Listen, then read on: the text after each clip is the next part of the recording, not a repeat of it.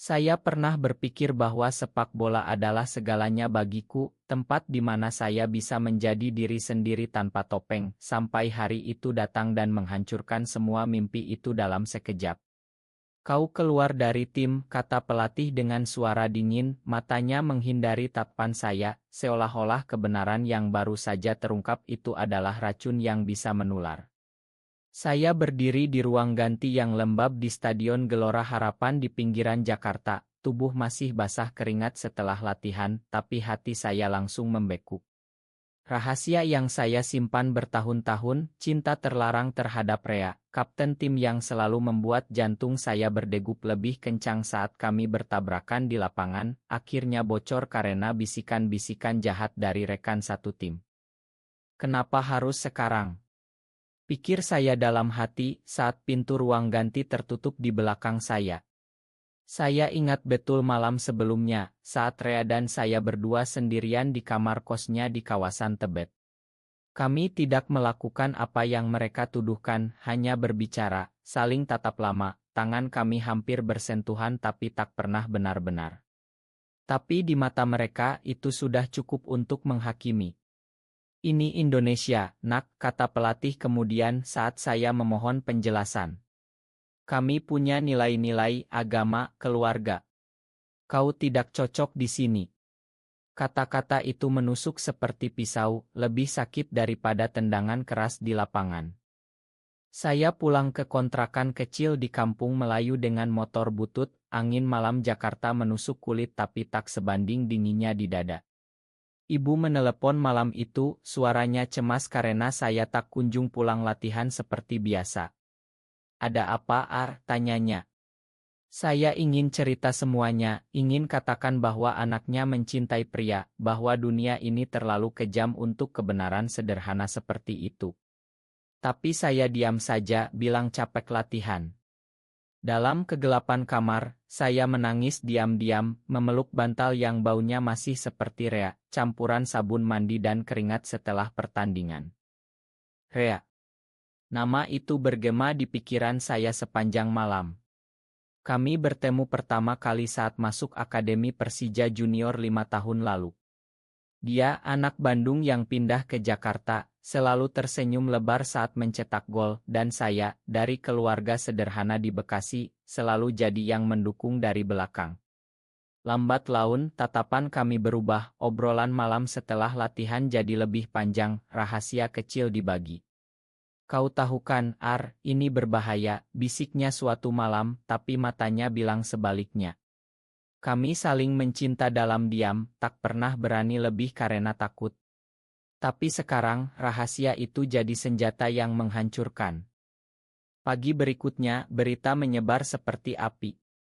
Teman-teman tim menghindari saya di jalan, bisik-bisik di warung kopi dekat stadion. Gai katanya, dengar saya samar-samar. Saya tak balik ke latihan lagi.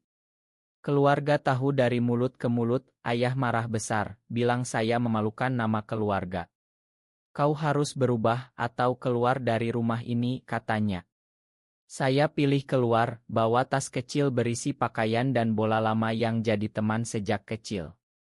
Jakarta yang dulu ramah jadi asing, setiap sudut mengingatkan pada Rea dan tim yang dulu seperti keluarga. Saya mengembara, kerja serabutan di bengkel motor, tidur di mes pegawai. Malam-malam, saya duduk di pinggir jalan, tatap langit Jakarta yang berpolusi, tanya pada diri sendiri, kenapa cinta harus jadi dosa sebesar ini? Rea tak pernah hubungi saya lagi, mungkin takut, mungkin malu. Tapi di hati, saya tahu dia juga menderita. Bertahun-tahun kemudian, saat saya mulai bangkit, membangun hidup baru sebagai arsitek kecil-kecilan, pikiran tentang dia tak pernah hilang. Apakah dia bahagia sekarang? Apakah dia masih ingat saya seperti saya ingat dia setiap kali melihat stadion DIP? Konflik dalam diri saya semakin dalam. Saya benci sepak bola yang dulu saya cintai, tapi juga rindu lapangan hijau itu. Saya benci masyarakat yang menghakimi tanpa tahu, tapi juga takut untuk melawan. Cinta kepada Rea jadi luka yang tak sembuh, tapi juga api yang membuat saya bertahan.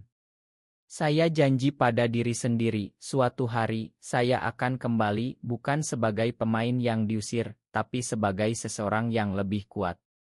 Tahun-tahun berlalu seperti angin kencang di Jakarta, membawa saya jauh dari mimpi lama tapi juga membentuk saya jadi orang baru. Saya tinggalkan sepak bola, fokus belajar arsitektur malam hari sambil kerja siang di kontraktor kecil. Luka pengusiran itu masih membara dalam hati, setiap kali melihat berita Persija menang, saya matikan dengan cepat, tak sanggup lihat wajah Rea di layar, dia jadi bintang sekarang, kapten utama, idola banyak orang. Tapi di balik sorak-sorai itu, saya tahu dia juga menyimpan rahasia yang sama, mungkin lebih berat karena dia tak pernah diusir seperti saya. Saya bertemu orang-orang baru, teman di kampus malam yang tak peduli orientasi seksual. Salah satunya Dika yang jadi sahabat dekat.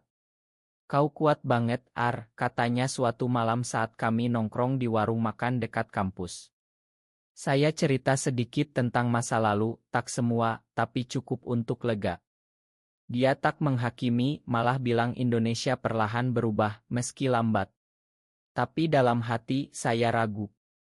Berita tentang raya komunitas ceramah-ceramah keras di masjid membuat saya semakin menyembunyikan diri. Cinta. Saya tak berani lagi, cukup ingatan tentang Rea yang kadang malam-malam membuat dada sesak.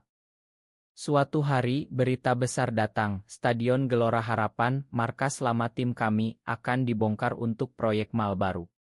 Hati saya hancur lagi. Tempat itu bukan sekadar lapangan, tapi saksi bisu mimpi kami, tawa di ruang ganti, tatapan diam-diam dengan Rea saat istirahat. Saya tak bisa diam, saya hubungi teman lama, kumpul dana kecil dari alumni, ajukan proposal ke Pemda Jakarta untuk renovasi jadi stadion komunitas. Ini warisan, kata saya dalam pertemuan, suara gemetar tapi tegas. Mereka tertawa dulu, bilang mustahil, tapi saya tak menyerah. Konflik batin semakin ganas. Setiap malam, saya bertanya, untuk apa saya lakukan ini? Untuk membuktikan pada mereka yang usir saya? Atau untuk Rea, yang mungkin tak pernah tahu? Saya mimpi buruk sering, kembali ke hari pengusiran, suara pelatih bergema. Tapi pagi hari, saya bangun lebih kuat, gambar desain stadion baru di kertas, bayangkan lapangan hijau yang inklusi, tempat anak muda bermain tanpa takut dihakimi. Rea. Saya dengar dia menikah sekarang dengan perempuan cantik dari keluarga baik-baik. Berita itu seperti tamparan, tapi saya paham. Di Indonesia ini, pilihan aman sering jadi satu-satunya. Saya tak marah, hanya sedih mendalam, rindu yang tak terucap. Apakah dia bahagia? Atau seperti saya, menyimpan luka dalam senyum palsu? Saya mulai cari tahu tentang dia lewat teman bersama, tak langsung, hanya sekilas. Dia masih main bola, tapi katanya sering cedera, mungkin karena beban batin. Proyek renovasi mulai jalan pelan. Saya menang tender kecil, jadi konsultan.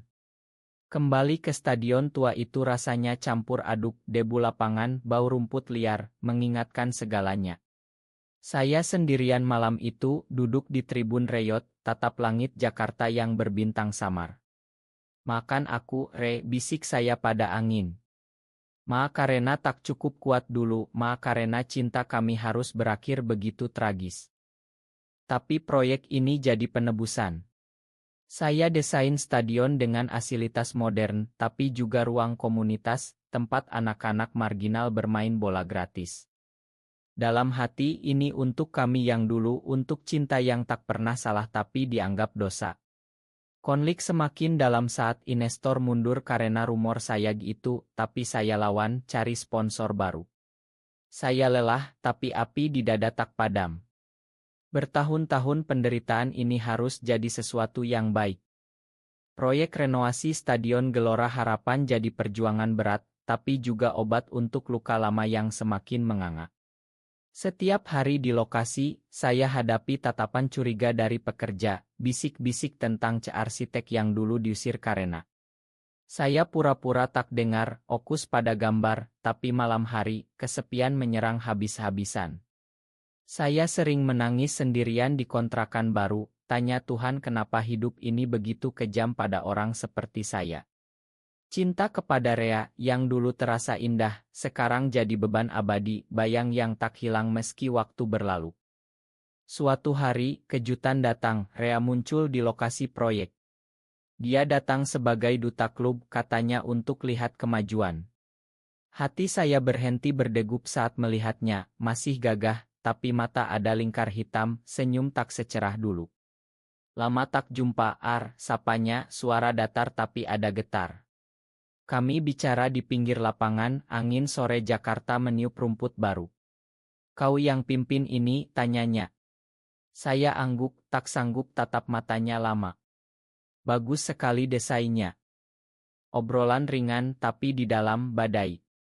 Dia cerita tentang karirnya, istri, anak yang baru lahir.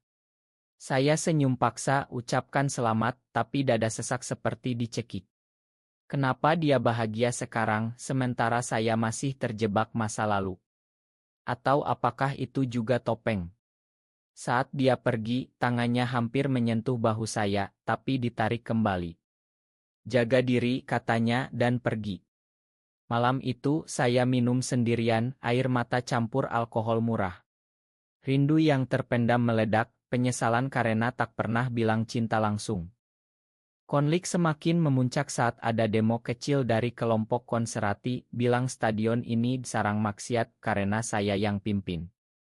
Berita menyebar, nama saya disebut-sebut lagi sebagai gay yang balas dendam. Keluarga hubungi, ayah marah, bilang jangan pulang kalau tak tobat. Saya hampir menyerah, tapi dikadukung komunitas kecil diam-diam kirim donasi. Ini perjuangan kita juga, kata mereka. Saya lawan dengan cara saya, desain stadion dengan simbol inklusi halus, lapangan yang ramah semua orang. Tapi batin hancur. Saya mimpi Rea datang lagi, bilang dia juga mencintai saya dulu, tapi bangun sendirian. Apakah ini penebusan atau hukuman abadi? Saya tak tahu, hanya terus maju meski setiap langkah sakit. Akhirnya, saat konstruksi hampir selesai, Rea datang lagi, sendirian kali ini. Aku dengar demo itu, katanya. Makan aku dulu tak bela kau. Kata-kata itu seperti bom, air mata saya jatuh. Kami bicara panjang, dia akui masih ingat, tapi takut kehilangan segalanya. Ini Indonesia, Kita tak bisa. Saya paham, tapi sakitnya tak berkurang. Kami berpelukan sebentar, seperti saudara, tapi di hati itu perpisahan terakhir. Stadion baru hampir jadi, indah dengan lampu modern, tribun luas. Tapi bagi saya itu monumen luka. Saya bangga, tapi juga hancur. Cinta kami tak pernah mati, hanya terkubur dalam diam. Stadion Gelora Harapan yang baru semakin megah, tapi hati saya semakin remuk setiap hari. Konflik dengan masyarakat semakin sengit, petisi online minta saya dicopot, ancaman lewat telepon, bahkan batu dilempar ke situs proyek. Saya takut, tapi tak mundur. Ini bukan lagi tentang bola, tapi tentang martabat, tentang membuktikan bahwa orang seperti saya juga bisa berkontribusi. Tapi malam-malam, kesepian semakin dalam, rindu Rea jadi racun yang perlahan membunuh semangat. Rea hubungi saya diam-diam lewat pesan rahasia. Aku bangga padamu, tulisnya. Tapi juga jangan terlalu keras, bahaya. Saya balas, bilang ini untuk kami dulu, untuk mimpi yang direnggut. Dia diam lama, lalu kirim foto anaknya, bilang hidupnya sekarang senormal. Saya paham, tapi itu seperti pisau lagi. Kenapa dia bisa move on sementara saya terjebak? Apakah cinta saya sepihak? Pikiran itu menyiksa, membuat saya ragu segalanya. Proyek terhambat dana, investor takut kontroversi. Saya jual motor, pinjam sana-sini, kerja ekstra. Tubuh lelah, jiwa lebih lagi. Saya sering duduk di tribun setengah jadi, tatap lapangan kosong, bayangkan kami dulu berlari bersama, tertawa. Kenapa kau tinggalkan aku sendirian, Re, bisik saya pada angin. Tak ada jawab, hanya sunyi Jakarta malam. Suatu malam, kejutan pahit, istri Rea tahu tentang masa lalu dari berita lama yang muncul lagi. Dia marah, ancam cerai. Rea cerita lewat telepon, suara gemetar. Ini gara-gara proyekmu, katanya, tapi nada menyesal. Saya minta maaf, bilang tak bermaksud hancurkan hidupnya. Tapi dalam hati ada sedikit harapan egois, mungkin dia akan kembali. Tapi tidak, dia pilih keluarga, bilang kita harus putus hubungan selamanya. Sakitnya tak tertahankan. Saya jatuh sakit, demam tinggi, sendirian di rumah sakit kecil. Dika jaga, bilang kau terlalu banyak korban untuk ini. Tapi saya bangun lagi, lebih keras. Stadion harus selesai, sebagai bukti bahwa cinta kami, meski tragis, punya makna. Akhirnya, dana datang dari sponsor tak terduga, komunitas internasional yang dengar cerita. Proyek lanjut, tapi hati saya mati rasa. Saya tak lagi mimpi Rea, hanya fokus kerja. Konflik batin memuncak, apakah ini balas dendam atau pengampunan? Saya tak tahu, hanya terus, meski darah batin mengucur. Pembukaan stadion semakin dekat, tapi badai semakin ganas. Ancaman nyata datang, surat kaleng, telepon teror, bahkan serangan kecil ke situs. Saya lapor polisi, tapi lambat. Masyarakat terbelah, ada yang dukung sebagai proyek baik, ada yang benci karena promosi. Media ramai, nama saya jadi headline negatif. Keluarga putus hubungan total, ayah bilang saya bukan anaknya lagi. Rea hilang kontak, katanya pindah kota untuk hindari skandal. Saya sedih, tapi juga lega, setidaknya dia aman. Tapi rindu semakin membakar, malam-malam saya jerit sendirian, pukul dinding, tanya kenapa cinta harus bayar mahal begini. Apakah saya salah lahir di negeri ini? Apakah Tuhan benci saya? Konflik dalam diri tak tertahankan. Saya hampir bunuh diri suatu malam, berdiri di atap kontrakan, tatap Jakarta di bawah. Tapi ingatan tentang lapangan hijau, tentang anak-anak yang akan bermain di stadion baru, tarik saya kembali. Ini untuk mereka yang seperti kita dulu, bisik saya. Saya lawan depresi, cari bantuan diam-diam dari psikolog. Proyek hampir selesai, indah sekali, lampu LED, rumput standar iya, ruang inklusi. Tapi saya hancur total. Tubuh kurus, mata cekung, tapi mata berapi. Saya undang Rea diam-diam ke Priok, tapi dia tak datang. Pesan terakhir, maar. Aku tak sanggup. Hari pembukaan, ribuan orang datang. Saya pidato, suara gemetar, cerita tentang mimpi, tentang inklusi tanpa sebut langsung. Air mata jatuh saat potong pita. Stadion ramai sorak, anak-anak bermain bola. Tapi di hati, kosong. Rea tak ada, cinta kami terkubur selamanya. Malam itu, saya sendirian di tribun tatap bintang. Sakitnya tak hilang, tapi ada damai kecil. Saya bangun kembali stadion mereka, tapi juga bangun diri sendiri dari abu. Stadion Gelora Harapan baru jadi ikon Jakarta, tempat turnamen komunitas, anak-anak dari segala latar bermain bebas. Saya lihat dari jauh, tak lagi pimpin langsung, mundur setelah pembukaan karena terlalu banyak luka. Tapi bangga mendalam, ini penebusan, bukti bahwa penderitaan tak sia-sia. Rea. Suatu hari, surat datang darinya. Dia cerai, pilih hidup jujur di luar negeri, katanya terinspirasi saya. Kau yang beri aku keberanian, tulisnya. Air mata saya jatuh lagi, tapi kali ini bahagia. Kami bertemu diam-diam di bandara, peluk lama, bicara panjang. Tak ada janji masa depan, tapi pengampunan saling. Konflik batin akhirnya reda. Saya terima diri, bantu komunitas muda diam-diam, ajar bola gratis untuk anak marginal. Indonesia perlahan berubah, meski lambat. Cinta kami dulu tragis, tapi jadi benih harapan. Saya duduk di stadion malam hari, tatap lapangan terang. Tak lagi sakit, hanya syukur. Kami diusir dulu, tapi sekarang stadion ini milik semua, termasuk yang seperti kami. Hidup berlanjut, dengan luka yang jadi kekuatan, cinta yang abadi meski tak bersama. Damai akhirnya datang, person humanis, harapan untuk generasi baru.